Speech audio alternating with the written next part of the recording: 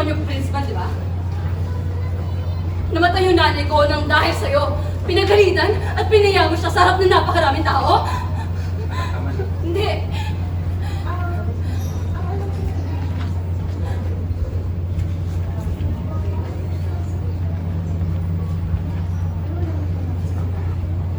Kapal na mukha mo.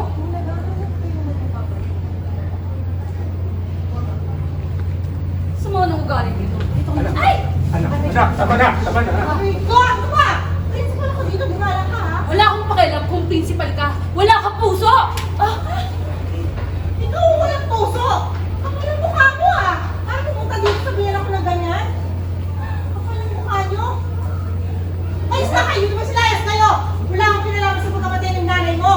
Kung tatandaan mo, hindi ako papayag na hindi ka napapakulong. O hindi ka natatanggal sa servisyo.